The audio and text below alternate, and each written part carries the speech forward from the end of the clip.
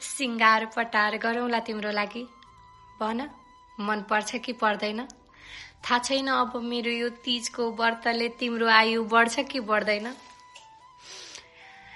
बुढाले यो किनिदेऊ त्यो किनिदेऊ, मैले कसैलाई बताउनु पर्दैन। मलाई नौगेडी किन्न तिमीले गोजी टकटकाउनु पर्दैन।